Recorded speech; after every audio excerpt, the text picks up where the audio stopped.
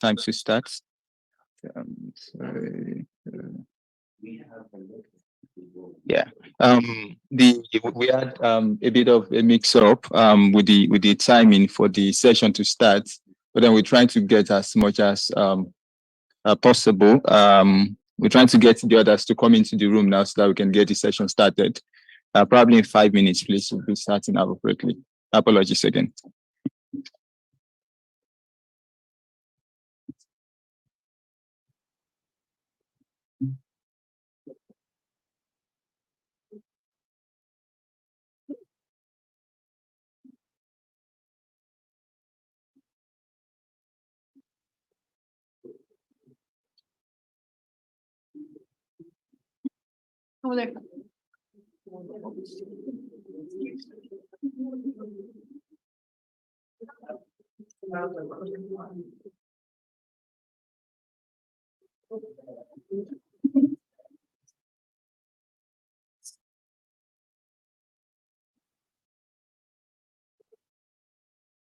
Do I need to get on Zoom if I don't need interpretation? Yeah.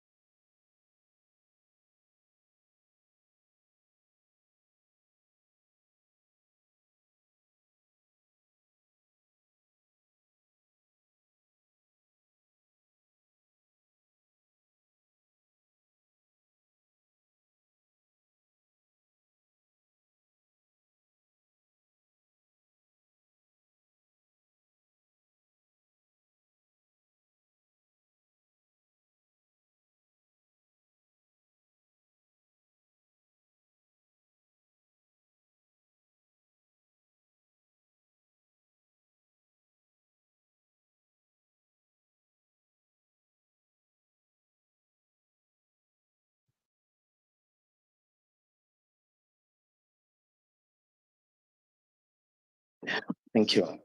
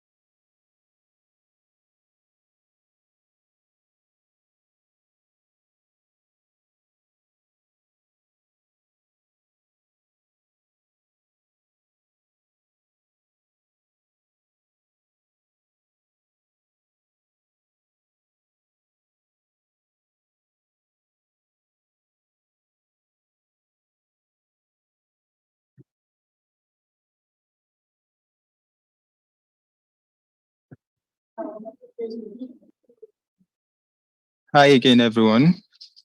Thank you so much for making time to be with us here today.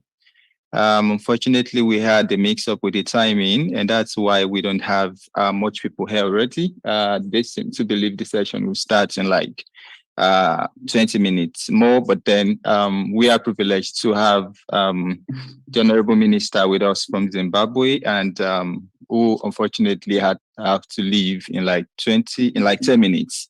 So probably just get the session started, and hopefully more people will join us in the session as we move along. But to ensure that we get the feedback and suggestions from the minister, would probably just have a rundown of the policy priorities that we've identified, and then we can continue when the other people are here. Probably before we move ahead in the session, I would love to get to know ourselves a little bit, probably name and then the country where we're joining from. But then before we start, I'd like to introduce the minister who is here with us today, the Honorable Minister from Zimbabwe, Honorable Anxious Jongwe Mazuka. Thank you so much, sir, for making the time to be with us here today, and we really appreciate your time with us. Thank you so much. So before we get started, I think I'd like for us to introduce ourselves, just probably names and country, just to be a bit familiar with ourselves. And probably we can start from this side. Yeah, thank you. Hi, everybody. My name is Juan Victor Alvarez. I am from Colombia. I am focal point Latin America and the Caribbean. Hello, everyone. I'm Paulina Witi. I'm from Kenya. Hi everyone, my name is John. I'm from Central African Republic.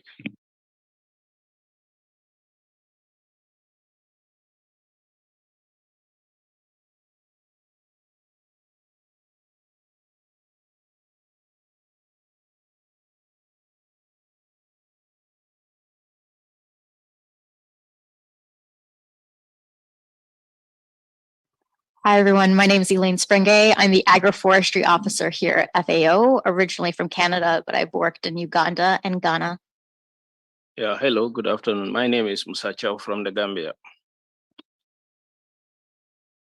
Hello, my name is Patrice Tala, FAO rep in Zimbabwe.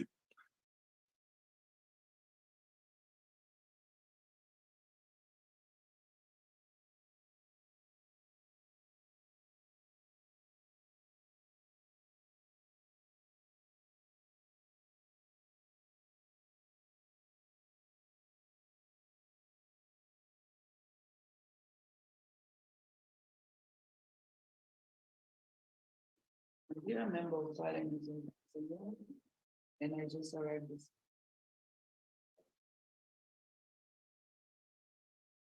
My name is Jessica Lee from San Francisco, California, the US, and I'm the co-chair of the Global Focal Point School for the Youth Action Track. Thank you so much, everyone. And my name is Opeyemi Luchilo from Nigeria, and I'm also the co-chair for the World Forum Youth Action Focal Points Group. So a while back, starting last year, we have been working on a series of processes to ensure that the voices of young people are meaningfully represented when it comes to transforming the way we currently grow and consume our food, to ensure that it is respectful of the values and aesthetics of our planet, and also while achieving healthy and nutritious diets. And during this process, we've had series of consultations and survey responses from young people to capture the minds and policy priorities from the perspective of young people. So we have a video to give us an overview of what has been so far, which we'll play now. The video.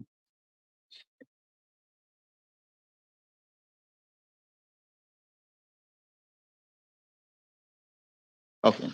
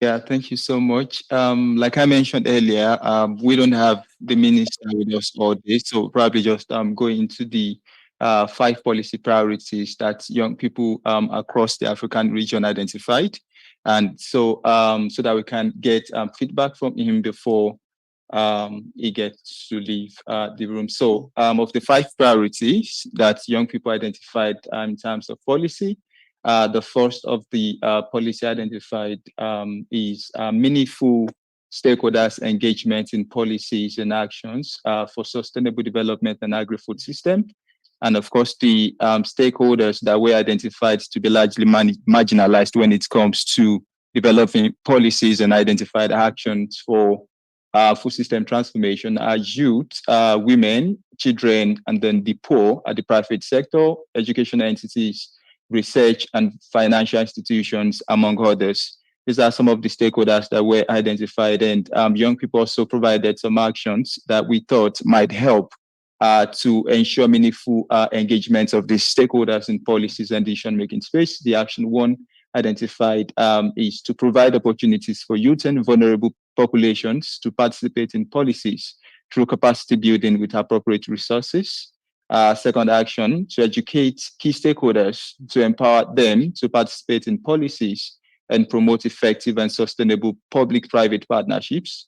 And the last of the actions identified is to build strong academia, research, government, industry partnerships for agri-food systems transformation. So that's those are the actions suggested by young people to ensuring that we achieve the first policy priority identified. Yeah, the second. The second policy priority identified is to incentivize environmentally and socially friendly practices that respects the values, aesthetics, and health of the planet. The theme of the FAO World Food Forum flagship event for this year is Healthy Diet and Healthy Planet. So that's one of the policy priorities identified by young people to make this happen. And for actions, we identified restoring ecosystems by promoting education on sustainable and environmentally friendly practices, building the capacity of startups and entrepreneurs to tackle environmental challenges. And the second action says to boost sustainable financing of innovations, technologies, and capacities that promotes sustainable practices, particularly in vulnerable and frontline regions. So the third priority is to identify new and scale up existing inclusive and sustainable technologies. And of course, keeping in mind the peculiarities and realities of African smallholders who, for some, are largely uneducated and might have challenges accessing these technologies. And for the actions, we identified building the capacities of farmers, communities, and vulnerable groups to take up innovations and technologies. The second action identified is to identify and select the best socially friendly, latest agriculture-based technology and adopt user-friendly agro-based technology. And the third action suggested is partnership creation with research and innovation-oriented institutions at the foot. Yeah. So, and then the fourth policy priority is to support smallholder farmers, indigenous peoples, women, and youth farmers. And for actions to that we feel might help to achieve this priority is to increase access to essential resources, including land, water, and farming technologies for sustainable smallholder agriculture system. Provide social protection and increase the minimum wage, especially for minorities, women and youth, to encourage the adoption of environmentally friendly practices that we earlier mentioned, and also to incentivize these groups, the marginalized groups, the smallholders families, indigenous peoples, women and youth farmers, to engage in agri-food systems, building the capacity of youth to engage in sustainable agriculture and ensure mechanization of agriculture, and of course to attract young people into the farming system. Fifth one. And then the fifth one says invest in resilience and nature positive agri-food systems. And of course, again, keeping in mind that nature is our strongest ally to addressing the existential crisis of climate and ecological crisis. And some of the actions recommended her reducing excessive exploitation of natural resources and the negative footprints of human activities on the environment, to ban the use of harmful chemicals in the cultivation, storage, processing, and of course packaging of our food at all stages of agri-food systems, from farm to fork. And then to promote sustainable organic sources of agriculture and agri-food systems, priorities in soil health, clean water and biodiversity, nature conservation, non-breed plant sources. So in the interest of time and bearing in mind that the Honorable would have to leave soon, so we will just go ahead and take reflections from him, and then we can further take the priorities one after the other after his submission and probably after he has left the room. Thank you, sir. No, thank you very much, Co-Chair. I'm very pleased to be here together with my delegation to represent our country, Zimbabwe, when I was given a very short notice that I had to talk to you, the youth. I was very pleased to do so because before I was appointed minister 2 years ago, I led a youth in agriculture group, and the biggest youth group in agriculture in Zimbabwe, called the Federation of Young Farmers Clubs Zimbabwe, which is established in all the 60 districts of our country. Because I'm passionate about youth development, because 62% of our population in Zimbabwe is youth. So if we can't mainstream the youth into agriculture, then we've missed the point. And our president, His Excellency Dr. E.D. Mnangagwa, talks about a prosperous and empowered upper middle income society by 2030. And we can't do that without involving the biggest demography, that is youth. And I look at youth not in the way you look at yourselves. I look at youth from a parental perspective, but also from a guidance perspective. I look at youth as consumers. I also look at youth as potential business partners in agriculture. Let's look at the first one, which is youth as consumers. Giving you an example of Zimbabwe, 40 years ago, Zimbabwe consumed very little rice, very few Irish potatoes. Today, 80% of the youths that have the means do not consume traditional grains. They consume Irish potatoes, rice. So youth are important in shaping food systems.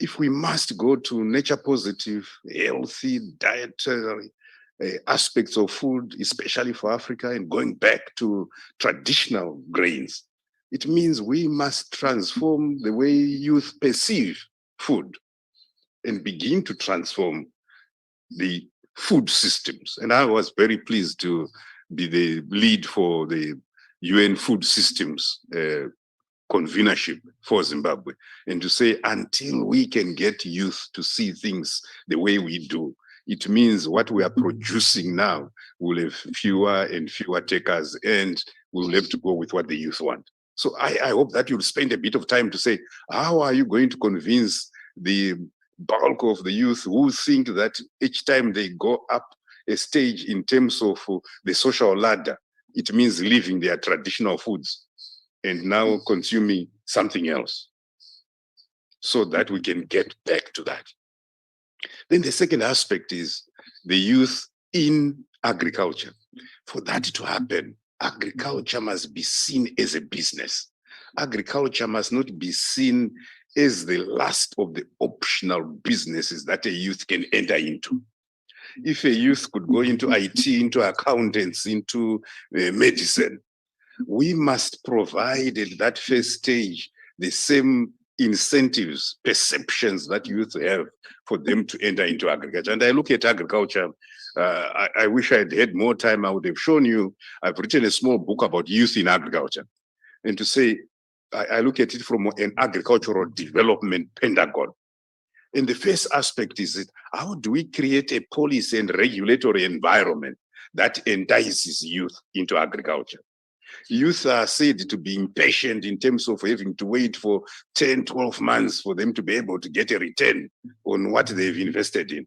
But there are other nodes in the value chain that they can participate in. So we need to create this policy and regulatory environment that allows youth to engage in agriculture and to see agriculture as a business.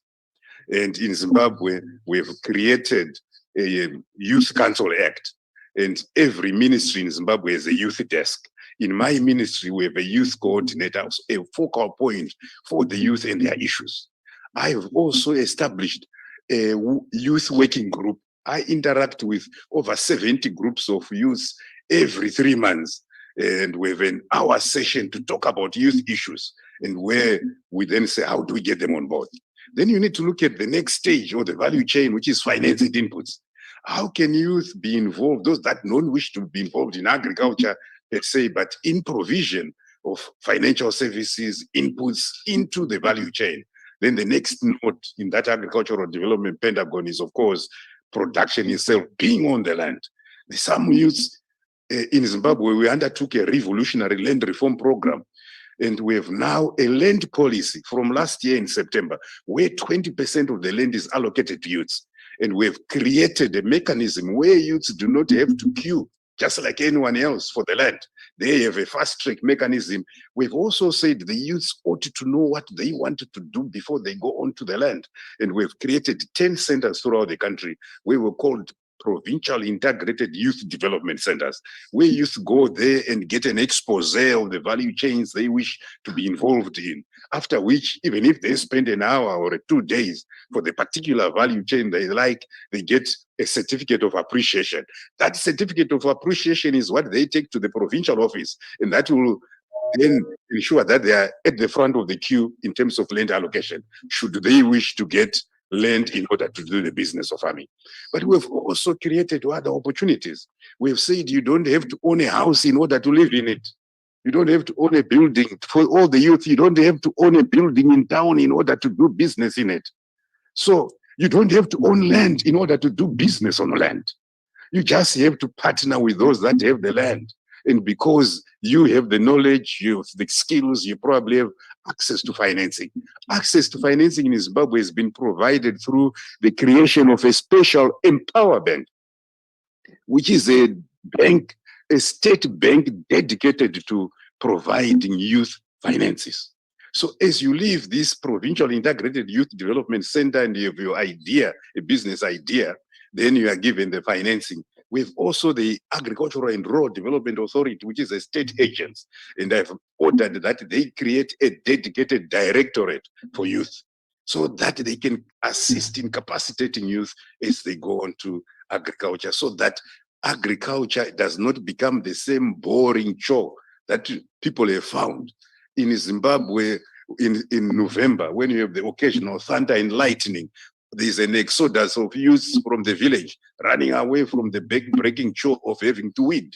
So you need to make agriculture the business that it ought to be to entice youth into this value chain. Then you also need to look at other aspects. What value chains? Maybe horticulture, maybe dairy, maybe crops, so many enterprises. And this must link, youth must then be linked to markets, and there must be opportunities. But you can also, as youth, look at looking at logistics, transport, and storage. And these are business opportunities. As we grow agriculture, we need people to come and invest in these nodes.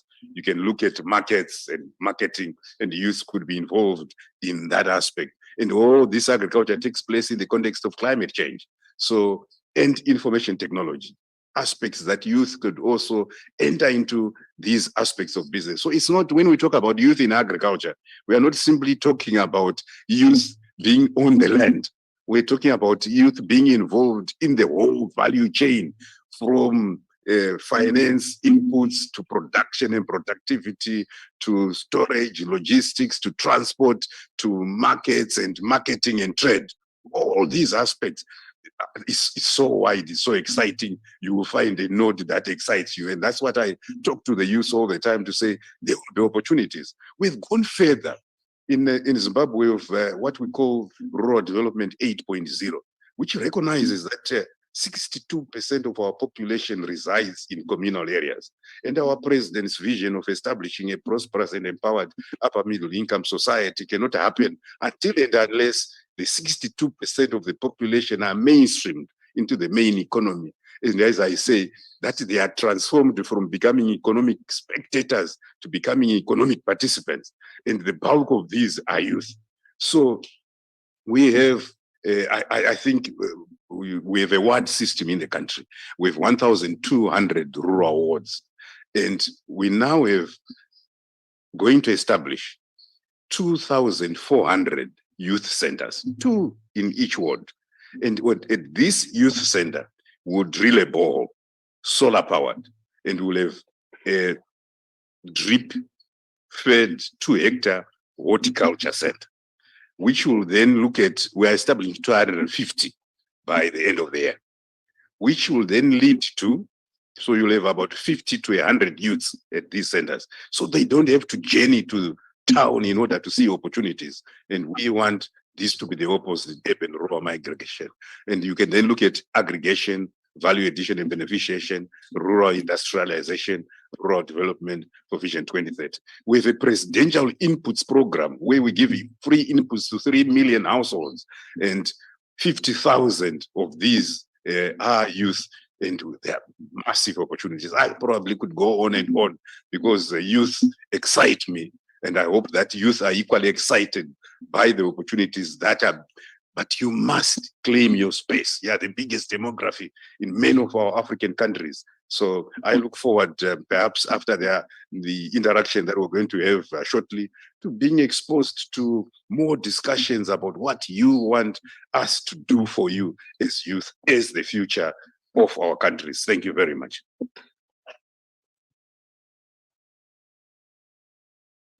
Thank you so much, sir. Again, we are really privileged and happy to have you here with us. And thank you so much for the amazing input that you've given to us, the encouragement for us to keep engaging in agriculture and how to best make that happen, as well as the amazing work that you are doing with young people in Zimbabwe yourself to ensure that they are meaningfully engaged when it comes to transforming the food system across the value chain. Unfortunately, we don't have all the day or the time to dialogue with you, but then we look forward to getting the outcome of the conversation that we're going to be having here to you to see how best you can further engage young people in Zimbabwe, because the policy priorities we identified were also from the voices of young people in Zimbabwe as well across the region of Africa. So definitely we'll be getting the outcome of this conversation to you and to see how it can be localized in Zimbabwe as well. Again, thank you so much, sir, for being with us. And thank you. Yeah, so we'll probably just start the conversation proper now. And to get us started, yeah, thank you so much. So these are the policy priorities, and like I mentioned earlier, for those that just recently came in, over the past few months, we've been working with young people spread across African region to ensure that the perspectives of young people is actually captured when it comes to transforming the food system in African region. We understand that agriculture is still very much the major backbone of the African economy. And in most cases, the major producers of this food, smallholder farmers, I think over 70% of the food we consume in Africa actually produced by smallholder farmers. But in most cases, smallholders are largely marginalized when it comes to formulating policies and developing actions that can better position our food systems. And that's why in most cases realize that policies formulated, and actions set to be implemented are not need-based or probably not homegrown. And that again fights the adoption of these policies at the local level. So what we did was actually to ensure that we get the perspectives of young people, what has to be done to ensure that young people are actually engaged when it comes to food systems. The average age of farmers in Africa is around 55 years old now. And that speaks to the challenge of our food system, the sustainability when it comes to our food system. So these are the policy priorities that young people across the region, and I think over 500 young people engaged in this policy ask and survey outcome. So these are some of the policies that were identified, but then we're trying to revisit these policies to see if it's actually speaking the language of young people, what we would like to see, and also if there are examples at the local level that are currently being implemented in your country that you feel other countries might also benefit from if it is localized in such countries. So this is the first policy priority that young people actually identified for meaningful stakeholders engagement in policies and actions for sustainable development and agri-food systems transformation. And the stakeholders identified youth, women, children, the poor, the private sector, educational entities, research and financial institutions, among others. And there are the actions that were identified. So what we'd like to ask to better shape these policy priorities, what we feel meaningful youth engagement actually is when it comes to food system, and how you feel young people can actually be meaningfully engaged when it comes to a food system. I mean, of course, with the context of Africa in mind. So I'll probably just stop talking now and then leave the floor open to get reflections and reactions from people. Yeah, thank you, please. Sorry, I don't want to take this first intervention, but I have to run soon. As a young professional with going on over 12 years of experience, if I can just provide a little advice when thinking about this overall. Things like meaningful engagement, I really like the question. What does that mean? What does that look like? And what does meaningful engagement look like to young people? But then also, how are the audience you're giving this to, which are non-youth, going to receive it?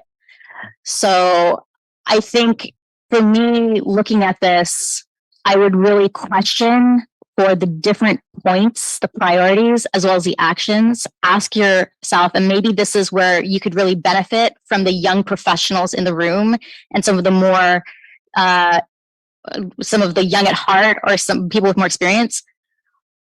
Are these already being done? Are they already being included? Are you basically just saying the same thing that has been said over and over again, in which case I think some people can say we are already doing that. For example, build strong academia, research, government, industry partnerships. Truth is, this is already happening. So how can we do it better? And how can we do it so it's more youth inclusive?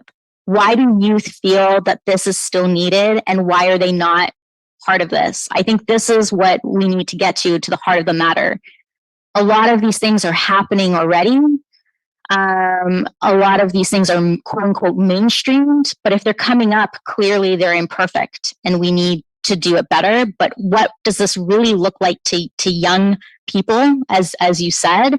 And how are we making sure that we're asking for something that someone can't easily dismiss and say, we do that already? So how to be more specific, how to elevate it.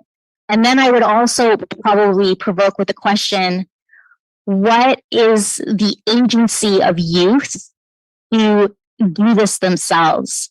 It's nice to ask the older people or institutions to provide this, but what capacities do youth have to address them themselves or to engage with the other generations to achieve it? I know some of the other regions have worded it as, work with us, as opposed to just calling for recommendations to the other generations. And I really think that if we want to see change, we need to move away from this us versus them language and really talk about intergenerational collaboration and how we can work together, which I think gentleman from Zimbabwe was really great at giving some examples. And I think we need to strengthen that. There are different capacities, different strengths of the different generations. How do we leverage that to benefit not only the current young generations and future? We were all young at one point. We are all young at one point. We're all going to grow up. We're all going to change our views. So how do we, recognizing this transitional period in our lives, how do we capitalize on that and make sure it's beneficial for youth in the future as well? Thanks. Yeah, thank you so much for that.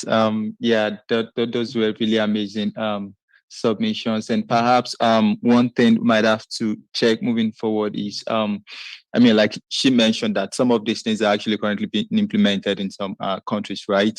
So with a focus in African region now, it would be good to have probably examples of some of these things, how they are being done, if they are being done in your country.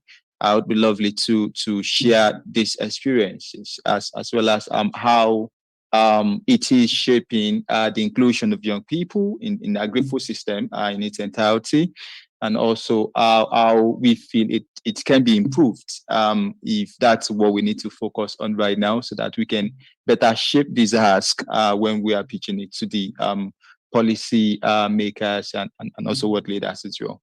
So I'll still leave the floor open for other reflections and yeah, examples of these best practices in your country would be good. Yeah, please.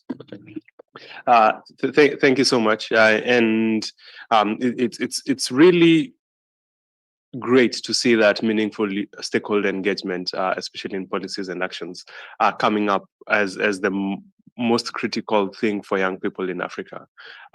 What we've seen is sometimes the policies that come out of discussions do not reflect what young people would want. Some of the policies are regressive, they're not going with changing times. And so just making meaningful stakeholder engagement in policies and actions is really crucial.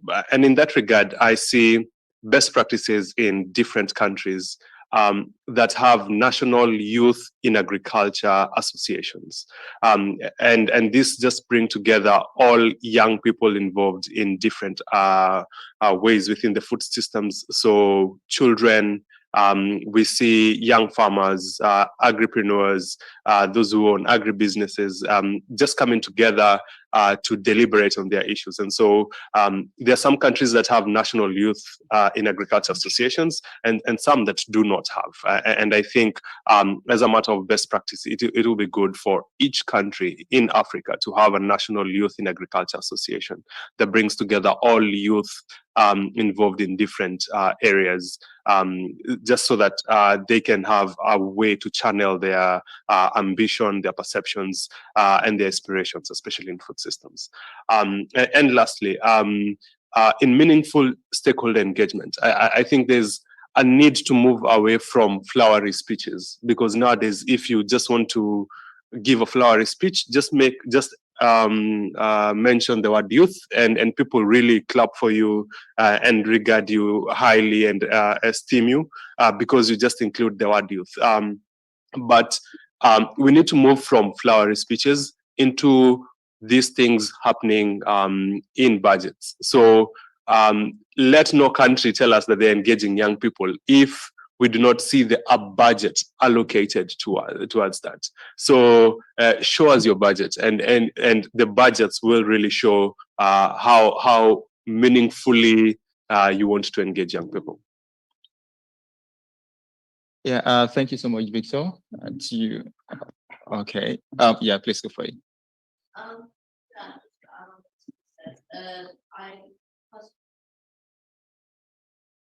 asked, doesn't it mean different things in different states? Could it be more strict? Or maybe like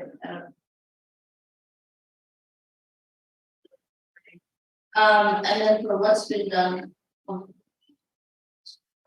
And then for what's been done already, I know about Blue Moon in Ethiopia, which is an initiative, and they grow Ethiopian youth agribusiness startups, basically. And so it's something that's not government related, not necessarily policy related, but it's something on the ground that's including youth in agribusiness and agri-food systems.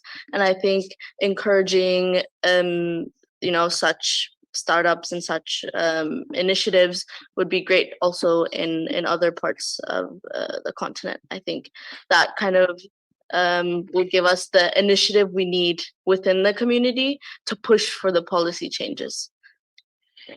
Yeah, thank you so much. I mean, again, like you mentioned, this sort of complements what Victor was mentioning about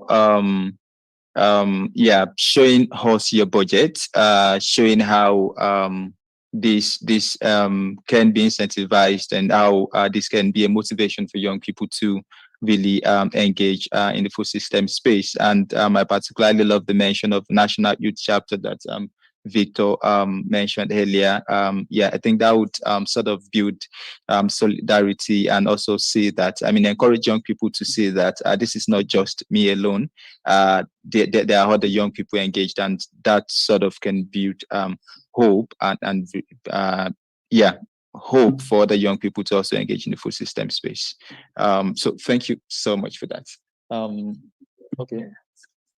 Yes, I was hoping you'd cap the whole thing. So probably I take her first, and then you cap it first. That'd be good. Yeah. Let's go for it. Sorry. Can she go for it? Okay, please. Yeah, I just wanted to point that before we've always heard that we want finance more in African youth because everything happens mostly in Europe, such as these events where we have a spot to speak and share our ideas and concerns. But I think now I want these events to happen in Africa so we can be able to join and speak. We don't have to cross the borders to speak about our concerns. And the whole world is speaking about the global south, the global south. Let's talk about it on our lens. You come to us. You want to help us. Come to us. You want to discuss the effects of climate change that we are facing because of the production emissions of the global north.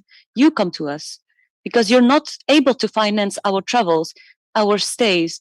You are not helping us with visas. Many people couldn't make it today. This is why this room is empty, because there were no visas issued to these people. So we need people to come to us to discuss things if it's possible for us to join the discussion. And of course, yeah, I doubt the African group. I don't understand it well, but some countries refuse to speak because they're under the African group. And I hope they all understand each other, because the African group is very diverse. And in one region, we find a lot of differences, and we should all agree to engage youth, no matter the politics, because this is the one thing that the African group should focus on. And they should allow us in the African group meetings at COP and the negotiations, and give us a spot to speak. And with this being fulfilled, I think there should be pressure from the global north. In the global south, or maybe in my country and some other ones, we have some corrupted governments where we don't know where the flow of money goes, where investment in youth cannot be done because there is no budget. And we heard there was a lot of money allocated to our countries. So we need some pressure to the countries financing our governments to see a result, to see youth engagement. And they should give some guidelines or instructions or rules like, yes, we're investing in you, but we need to see this in return. We want at least one seat to be taken by a young person. And this was all from me. Thank you. Yeah, thank you so much, Haya. Yeah, I mean, the mention on travels and getting young people, I mean, this has been major limitations to youth participation in international convenings, and making our voices heard where it matters. And then, which is why I love your mention of them coming to us in our region. And of course, they would better get to see the reality at the local level. And perhaps the giving us the opportunity to speak as well. Probably that might also be another platform for meaningful youth engagement, right? We have these policy negotiations. Policymakers are going to COP. Let young people be among the delegation of the negotiations. Let them be part of the negotiator for countries, build their capacity. And of course, this might also strengthen the engagement of young people. So perhaps I take you as well, Pauline, and then we can take feedback from the policy expert with us, Ms. Nima. But then I'll go with you to you first, and then we can take. Thank you very much. So what I always wonder is if you have a very specific framework of engagement in like all the sectors that we wish to engage in. So we have all these ideas and solutions, but we don't have a proper framework of how we can get engaged. So one of the things that we could actually look into is first have a framework, and then we can look for engagements. Yeah. Thank you so much, Pauline, for that. Snima, outcomes to you in office. Thank you.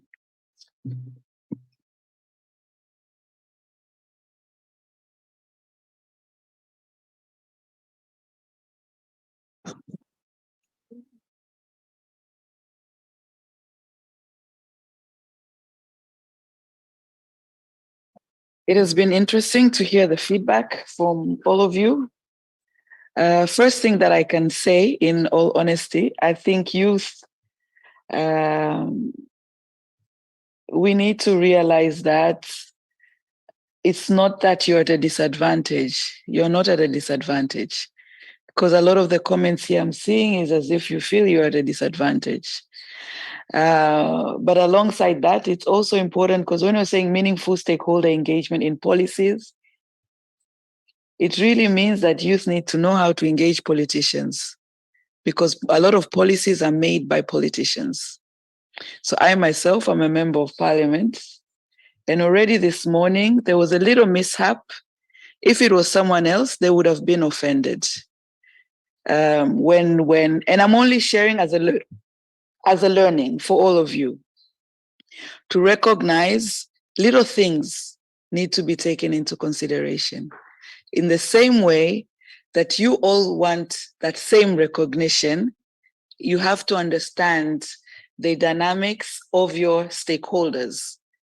And this example is it's very linked to meaningful stakeholder engagement. So usually when you're in a room and you have different officials, you make sure you recognize all of them. But in the beginning, when we're opening, it was only the minister that was recognized. If it was another member of parliament, they would have become a little bit offended because they were not recognized. Then that gives you an issue on the meaningful stakeholder engagement. So it's just those dynamics because you're dealing with politicians. There is a protocol of all politicians. That's why you see usually when there's an event, they'll recognize ministers, diplomats, etc., etc. So those kind of things are small things, but you all need to take into consideration. That's number one. But number two, there are always a lot of opportunities for youth to engage. But I'm not sure if all the time youth take advantage of engaging. I'll give one example. In Tanzania, the government through the Ministry of Health has tabled the Universal Health Coverage Bill. And the bill was tabled in Parliament. And our Parliament announced that tomorrow, 19th of October, anybody who has comments, there's either you can go to the Parliament or there's website, there's emails, all the information is there. Yesterday, I met a young person from Tanzania at a World Health Summit in Berlin. And she contributed in the meeting. They were discussing about universal health coverage. And it was very negative about universal health coverage. We don't have a bill. Government is not doing this. I was sitting there thinking, okay, if you're interested in this, I didn't want to put my hand up there and embarrass the young person in front of everybody. So I waited. In the end, I called her on the side. I asked her, have you read the bill? She said, no.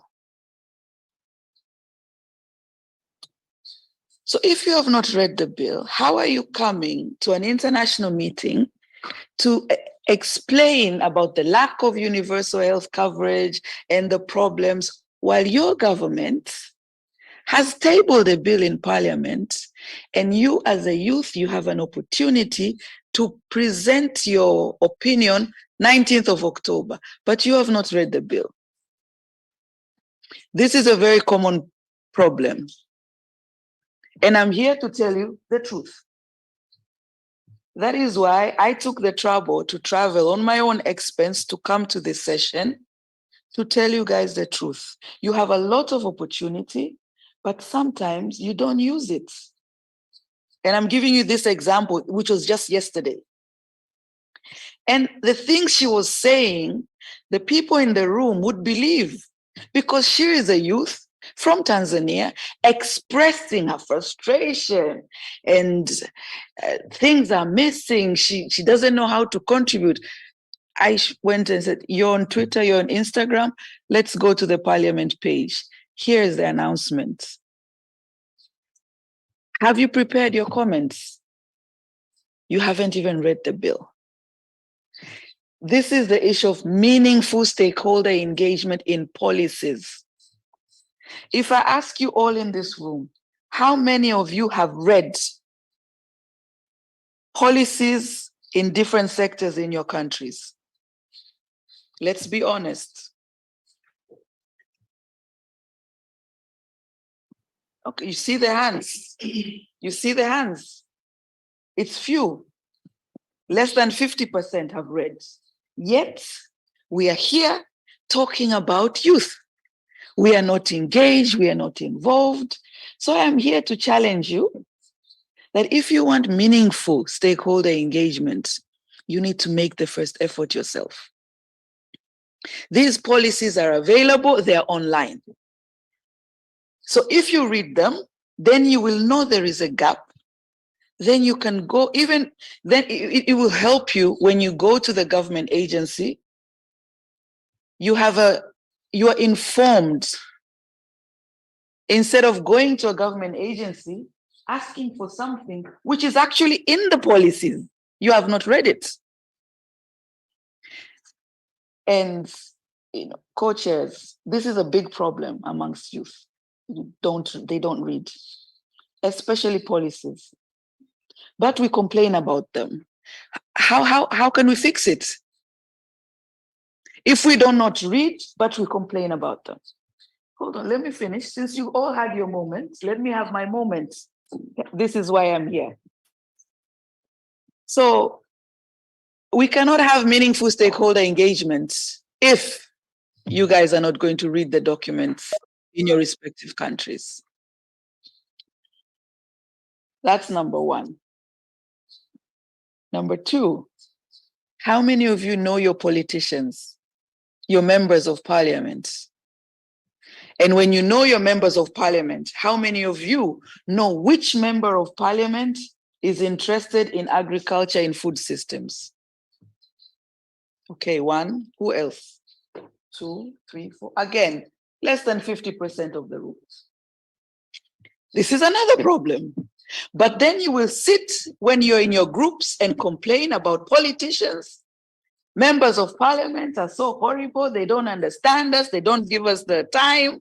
But do you know us? Most of the time, no. So if you do not know us, but you want the entitlement of recognition, you have to change your approach. So I personally like this number one, and the word meaningful is precise. Because meaningful means to add value. And maybe you're not going to like my comments, but I'm here to tell you the truth, which maybe other people will not tell you. As he said, people use youth to sugarcoat things. Well, I am here to tell you the reality. Many of you have a huge opportunity. You have come here to Rome. A lot of other youth would love to come here. But what are you discussing when you're here?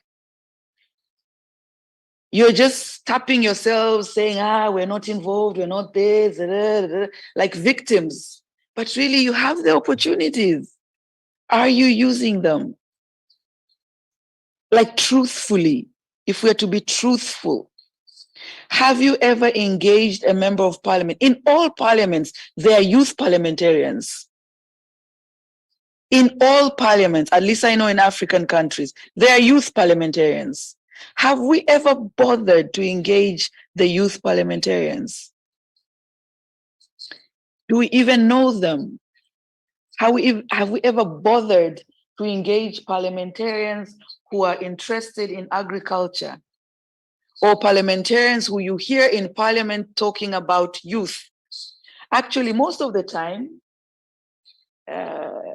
forgive me for saying, youth have no time to listen to parliament debates because they say it's a waste of their time. These are just politicians, but it's the same politicians who are making the policies and the laws and approving government budgets, which you're here complaining about. All parliaments, they're different committees. Ministries, there's a ministry responsible for youth. It means in parliament, there is a committee responsible for that ministry. Do we know these committees? So I can end there for now, but I think you get the picture of meaningful engagement.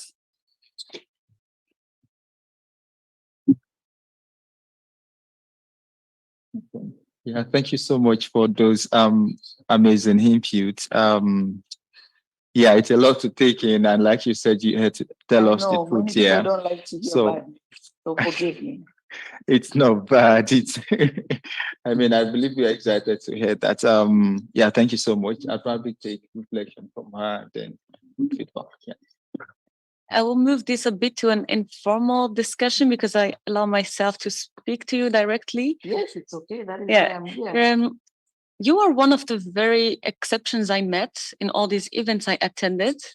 It's one of the only or few world leaders, decision makers, parties, delegates that stays in a room where there is discussion at the end and doesn't leave after their own speech and is speaking to us on a true basis. We feel that you are trying to guide us, to educate us, but not just bring a paper and tell us, in my country, we did this website, we did this and this and this and this, and we engage in youth. But you try to correct us, to guide us, to tell us what's really there and what we missed and what we should do.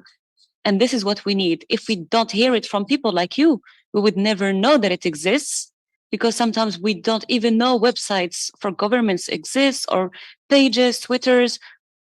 In my case, a few years ago, I thought that the ministry could never have an Instagram page or a Twitter or a website. So I wouldn't look for it because in my mind, it doesn't exist until someone tells me someday that, yes, it exists. So we need a good communication flow to tell us on the TV that I watch every day. Yes, we have this and this. Go look for more things on our website. We need a push. Otherwise, we never know that things exist and what are our rights. Our problem and what we ignore is what are our rights and what we can do before. And then we just start speaking. We don't have this and this. Yes, it do exist, as you said, but sometimes we just don't know it. And communication is the key to tell us what are our opportunities. And if we don't have honest people who believe in guiding us like you, we would not know these opportunities. And thank you for being honest. We really felt it. And we felt like you were one of us and trying to guide us and correct us, not just give us a speech from a paper. Thank you so much.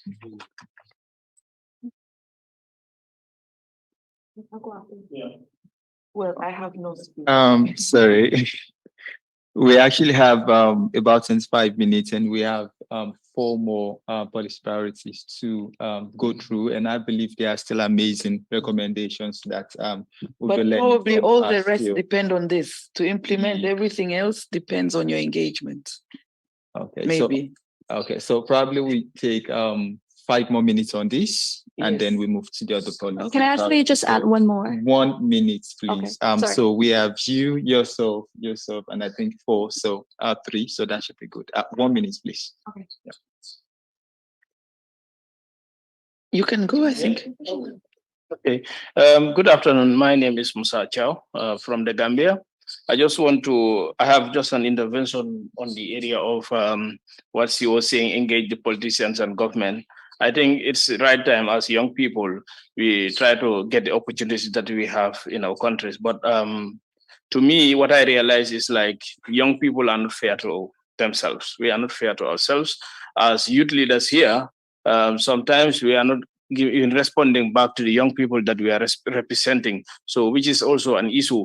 Like you talk of my own country in the Gambia, maybe there are so many issues that are relating to young people that are also affecting young people in our country, but we have leaders there who are youth leaders, who are representing young people, but they are not responding to us. They are not even trying to engage the government so that young people to have what they want. And some young people, they also have the opportunity. This is both ways. They already have the opportunity and see it, but they have that mindset that they cannot make it in their own country. They want to go out and make it there. So which is also affecting us.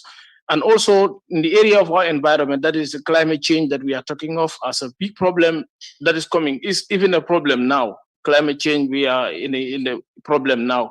Young people are even the people that are destroying this forest, cutting down trees, not engaging into tree planting, not engaging into any agroforestry activities, using climate on agriculture, using chemical agriculture, which is also an issue. So these are all issues that young people are doing towards our environment, towards our own selves, towards our development. So we need to change our mindset as youth representatives here. Let's come out with concrete um, issues that we will try to solve in developing our young people, our own young people, as youth leaders, and also as a World Food Forum. Food is very important. Without agriculture, without even in the area of climate change, food sustainability is not possible, because we cannot produce what we eat. So we will produce below what we expect to eat. So this is something which is a big problem. Thank you.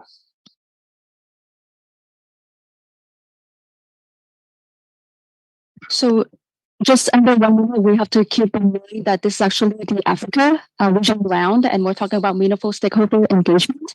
And as for me, as the co-chair, professionally, I work in the local government. I work in a transportation agency, but because of conflict of interests, I would not be able to bring my viewpoints here. And I just have to say that any viewpoint that I bring here, it's actually my own personal viewpoints, and it's not the point of the government. That's first thing.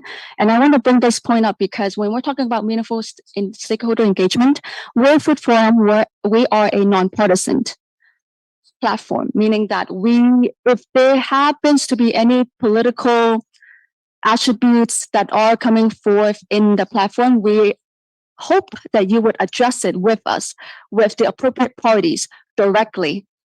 And I would like to say that this is really important because we are here working on a common goal. We're working to advance the SDGs, especially in the Africa region, when the continent see the most youth development, but yet there is a lot of poverty. So all the SDGs, a lot of the SDGs have not been achieved. And we have to keep in mind that this is our goal. And I hope that World Food Forum can become a platform. And personally, I do not bring my personal issues to the platform. And the reason why I want to share this is because I have been involved in a recording situation, which I have not been formally informed. I do not bring this to this platform. And I hope that this will not impact the youth and the youth engagements. And that's why when we have the platform here, we have to focus on this region around and also on the core missions and goals that we have set forth within the World Food Forum. Thank you. Yeah, thank you so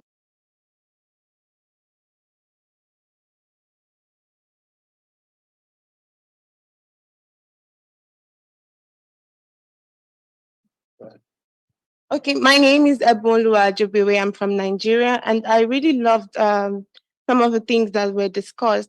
So my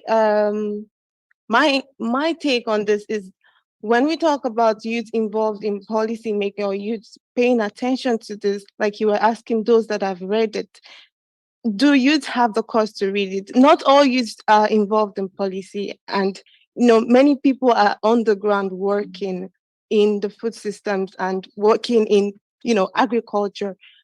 How about those people that are not there? How do they get access to understanding this?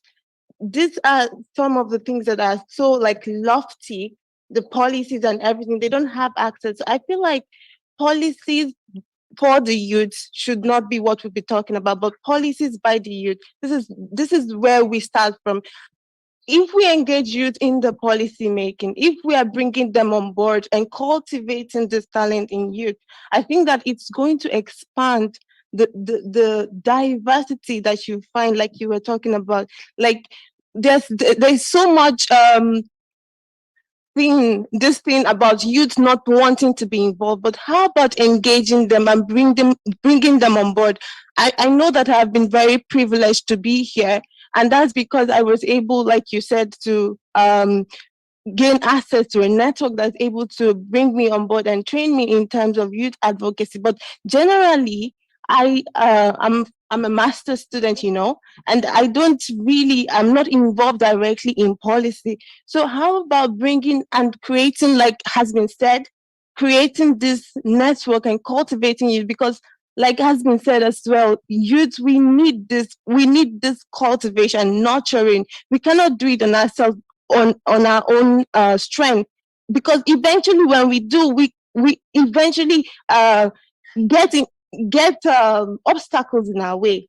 To be very honest, youth have a lot of obstacles in terms of creating this kind of future that we really want to see. So I really like how you were able to like meet this lady afterwards, and I really like to see more of this, bringing youth on board and nurturing them to actually begin to engage meaningfully in policy. And even if it's not policy, in action on the ground. Thank you very much.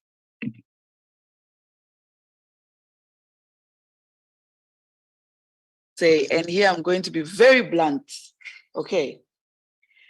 There is no group that has it easy. Youth, you're complaining, even myself as a woman in politics, if I start telling you what I go through, you will not want to get into politics. So first of all, like I said in the beginning, let us stop taking ourselves as victims.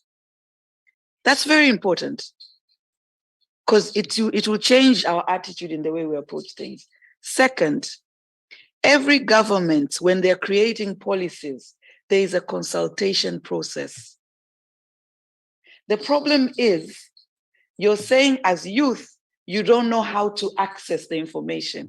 But the thing is, you have not made an effort to look for the information. Let us start by looking for the information. When you look for the information, you will be more informed. You cannot go to the ministry, okay, that maybe the ministry is in the main city, but in your place where you live, there's a local government authority. Have you ever gone to the local government office or the council or whoever? All I'm saying is, yes, youth, you have to contribute to these policies. But saying that policies made by youth, it's not going to happen if yourselves are not making the effort to be involved. Why shouldn't the youth also be aggressive enough to find their seat? This is what I'm saying. Let me tell you something. As a woman in politics, you will never be given a seat. You have to make your seat on the table. You have to fight for your seat. You have to make ways for you to have a seat. So why can't youth, you already know, I'm interested in agriculture policies. Read them, find your way in. If you found your way into Rome, how are you not able to find your way in your local council? This is the challenge that I'm giving you all. You need to shift, have a mind shift. Yeah, thank you so much for that. Now we have 15 minutes to get the other policy priorities right. But then probably something to note when it comes to engaging in the policy space is probably to start at the local level. I know most times we want to jump to the national level to engage with the politicians, but sometimes engaging at the local level might be easier for us to assess, and then we can climb the ladder up to the national level where we're accessible. But then thank you so much for the rich conversation. So now we go to the second policy priorities, and knowing that we have 15 minutes, so probably we spend 4 minutes on each of the remaining policies, and then we wrap it up. So the second policy, please. So which talks about incentivizing environmentally and socially friendly practices that respects the values, aesthetics, and health of the planet.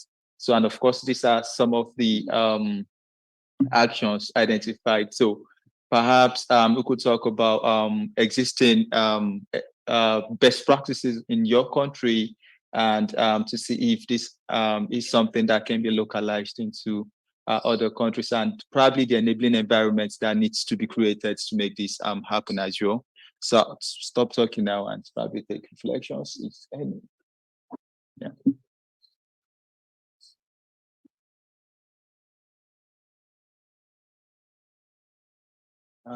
Contributions. And of course, we know the environmentally friendly. We've had the talk about agroecology. We've had several talks about organic farming, regenerative agriculture, and all like that. Yeah, use of biopesticides and all like that to ensure that target and non-target organisms are just scared away and not killed, which of course in turn affects the biodiversity and ecosystem health. So perhaps are there existing best practices being implemented in your country that you feel should be scaled up or encouraged in other region, and also probably enabling environments to make this happen? We've talked about policies largely. We've talked about how young people can also engage, but then talking about incentivizing it, are there best practices that are already been done, or how do you think government, policymakers, decision makers should incentivize? How best can we make this happen? Yes.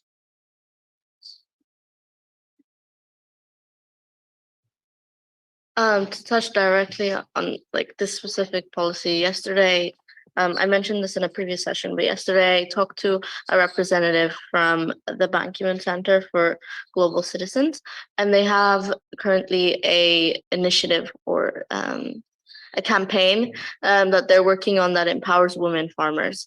And I think like looking at these, it says boosting sustainable financing of innovations and technologies and incentivizing these practices.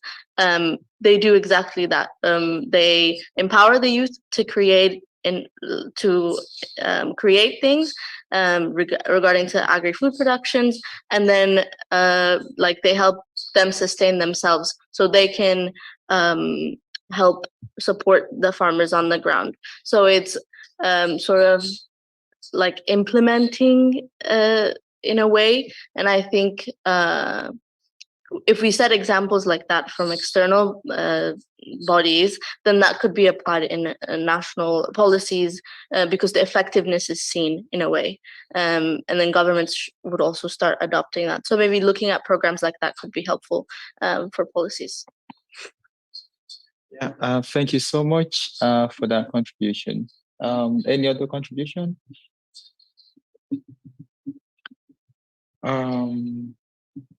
Okay, probably we'll move ahead in the interest of time. Yeah, so probably the third policies. Yeah, thank you so much. So the third policy, which sort of builds on the second one, incentivizing. This one talks about identifying new and then scale up existing inclusive and sustainable technologies, and of course keeping in mind the realities and peculiarities of African smallholders.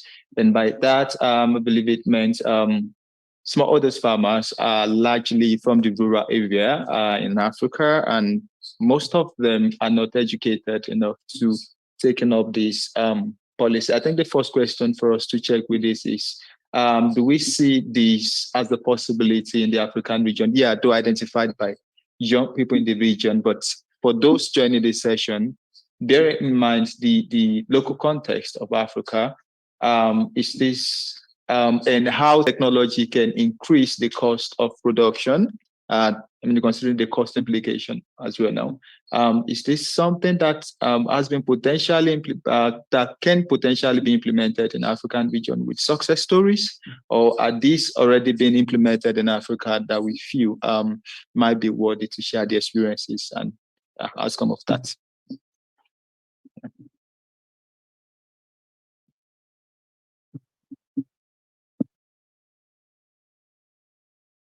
Actions. And of course, some of the actions says to build the capacities of farmers, communities, and vulnerable groups to take up innovations and technologies, then identifying and selecting the best socially friendly latest agriculture, best technology, and adopt user-friendly agro-based technology, I know currently in Nigeria, I know young people are using drones to as early systems to identify pest infestations in crop productions, and also to get a clear view of what might be happening on the large expanse of land when it comes to agriculture.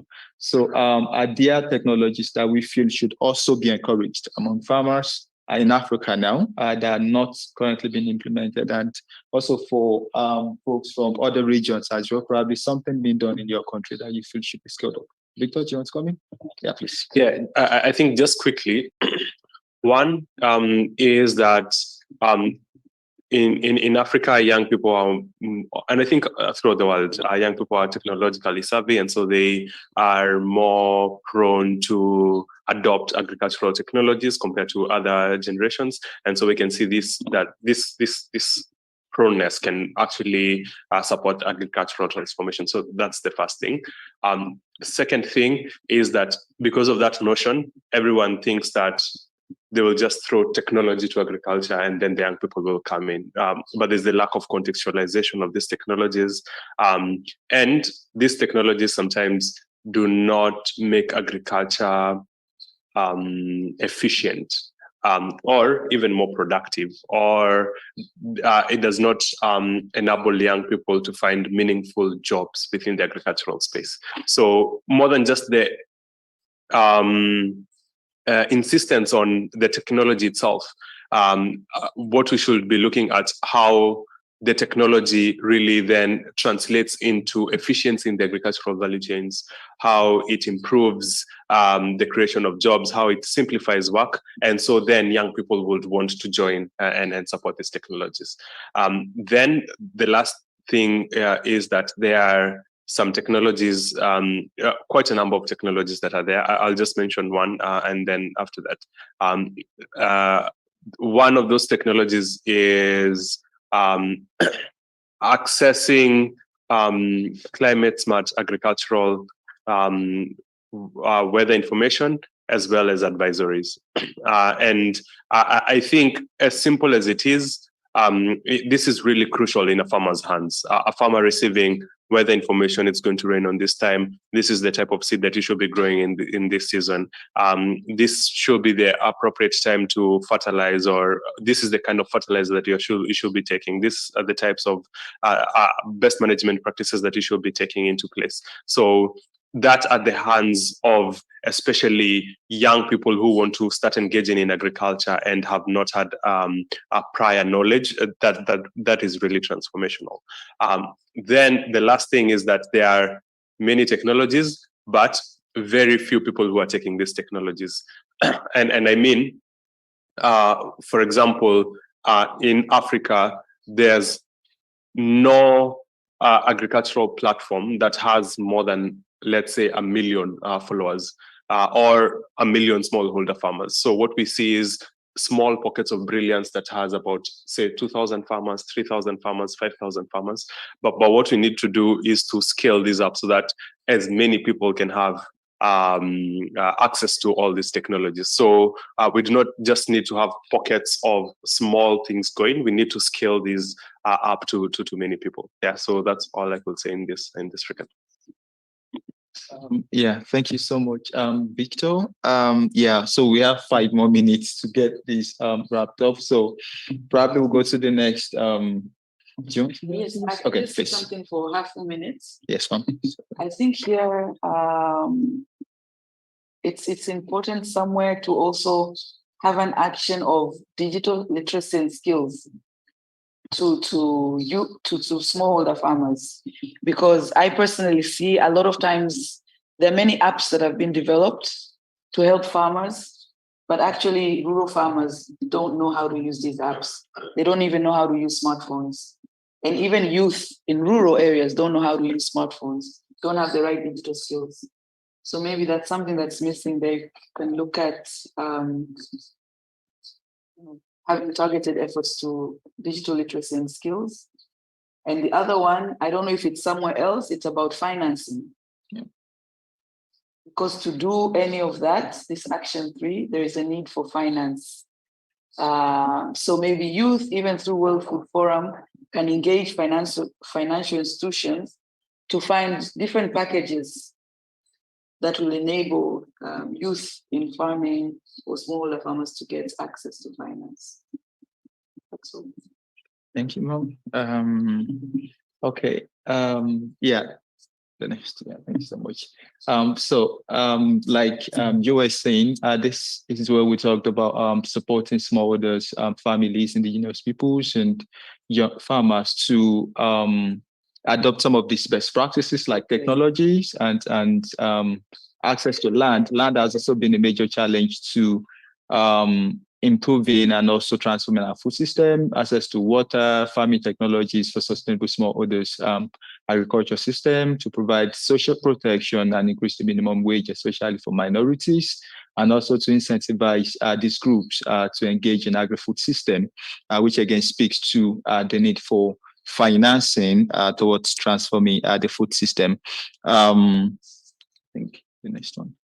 And this is the last of the policy priorities identified to invest in resilient and nature positive agri-food system. And that talked about reducing excessive exploitation of natural resources and the negative footprint of human activities on the environment, banning the use of harmful chemicals in the cultivation, storage, process, and packaging, and other value chain system, and at all stages of agri-food system from farm to fork, and also promoting sustainable organic sources of agriculture and agri-food system priorities that prioritizes, soil health, clean water, biodiversity, generally nature conservation, and non-breed plant sources.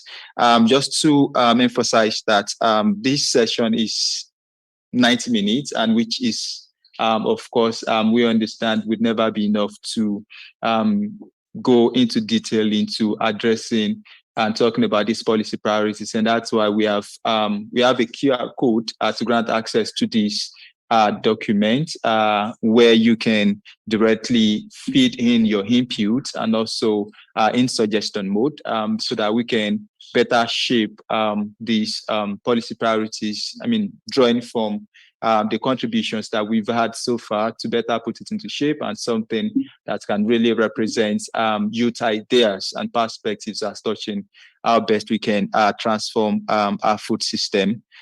So with 4 minutes left, I want to say thank you guys for making this session with us, and I'm really appreciative of your time as well. Thank you so much for the amazing input, Ms. Nima, and also for the word of advice and encouragement that you've given to us as young people to further engagement in this space.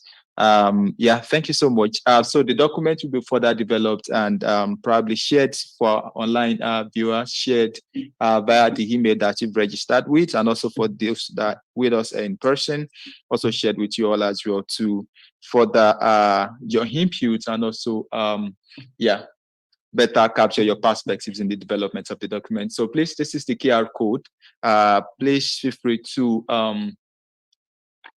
capture the code and then feedback your input into the document more inclusively. Thank you again.